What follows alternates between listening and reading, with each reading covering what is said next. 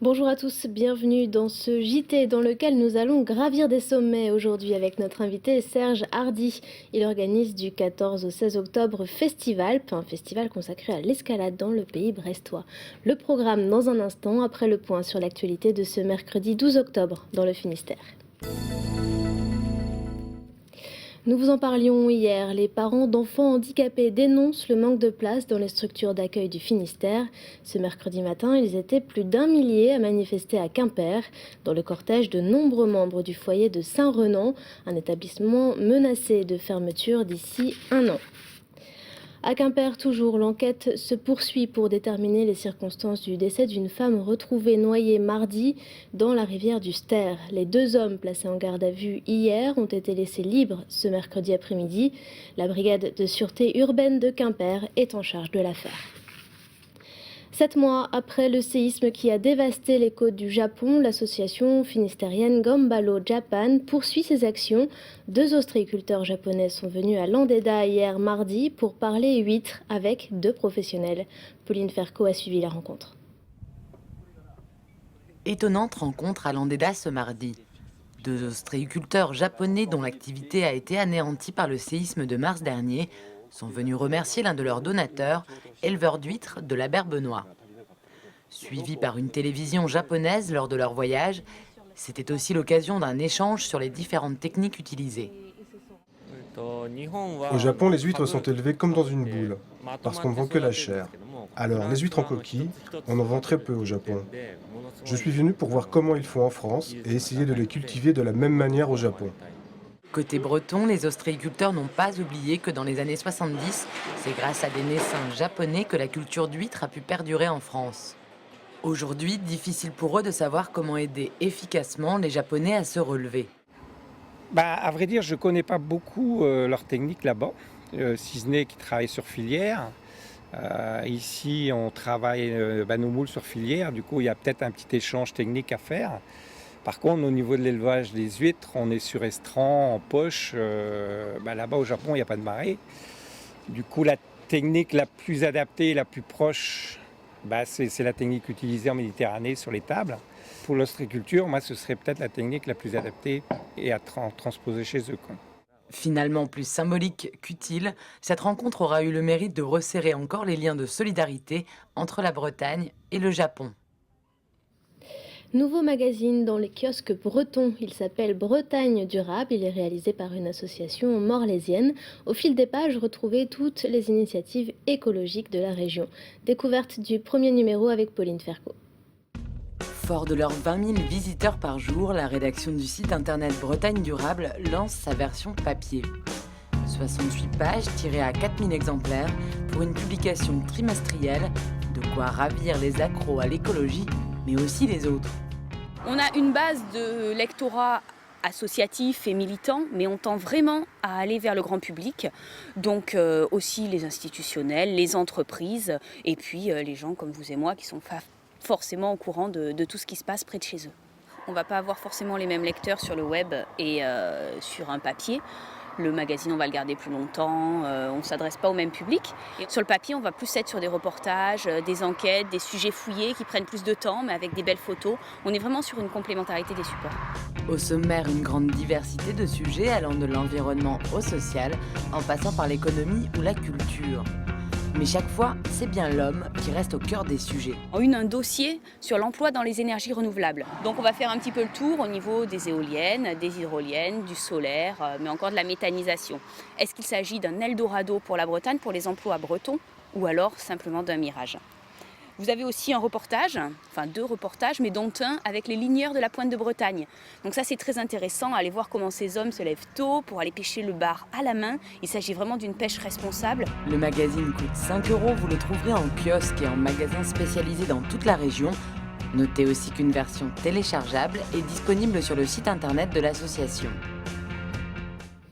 Vous vous souvenez sans doute de cette statue Moai à l'entrée de Concarneau. À chaque nouvelle occasion, un chapelier fou lui fabriquait un chapeau. Eh bien, triste découverte, en début de semaine, cette même statue Moai a été décapitée. Décidément, ce Moai aura fait tourner bien des têtes. Place à notre invité Serge Hardy, bonjour. Bonjour. Alors, vous organisez dès vendredi le 14 octobre Festival, un week-end consacré à l'escalade à Brest et dans sa région.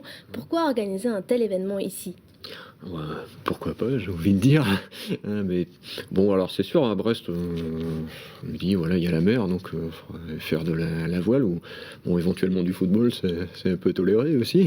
C'est vrai que Brest n'est pas réputé pour ses hauts sommets. Mais c'est peut-être aussi une envie de briser les cadres un peu, quoi, parce que bon, on nous enfermer ici, mais on peut bouger, quoi.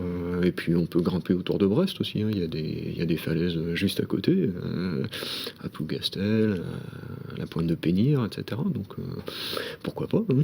Alors qu'y a-t-il au programme de ces 3 jours ? Alors au programme, donc le samedi, on va commencer dès le matin par des initiations escalade, donc pour tous les publics, hein, pour les jeunes, les moins jeunes, pour ceux qui veulent essayer, en intérieur et en extérieur. L'après-midi sera consacré à la projection d'un certain nombre de films donc qui racontent ce qu'on peut faire en escalade, en alpinisme, etc. Enfin, en alpinisme, c'est pas dans la région, mais Dans le monde. Ailleurs dans le monde ou ailleurs en France. Et le dimanche, donc on lance quelque chose de nouveau, ce qu'on appelle l'Alpi-Raid, hein, c'est-à-dire un raid multisport, dans lequel il y aura de la course à pied, du kayak, de mer, hein, et de l'escalade. Tout ça se passe où ?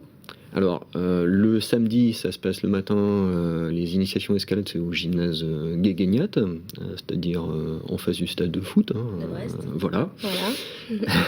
L'après-midi, ça se passe au cinéma Les Studios, à 15h30. Et donc le dimanche, le raid, le départ se fait du Relecq-Quéruon. Et puis ça se passe en grande partie sur Plougastel et en partie sur le Relecq aussi, quoi. Alors vous parliez à l'instant de la projection d'un certain nombre de films. Il y en a un notamment qui s'appelle Les léopards à 5 pattes. Et vous êtes un peu le héros de ce film. Vous avez participé à ce film. Alors déjà, pourquoi ce titre ? Ah, alors, oui, bon, parce que, en fait, bon, c'est la fin d'une histoire, peut-être le début d'une autre aussi. Donc, sur le territoire de ce qui était l'URSS, en fait, il y avait 5 sommets de plus de 7000 mètres. Et donc, les grimpeurs russes, leur truc, c'était un peu d'essayer de gravir ces 5 sommets. Et donc, quand on avait gravi les 5 sommets, on devenait un léopard des neiges. Alors, ça ne veut pas dire qu'il nous poussait des griffes et des poils, hein, mais c'était un peu une analogie par rapport à cet animal des montagnes d'Asie centrale, quoi. Alors, l'explication tout de suite en images.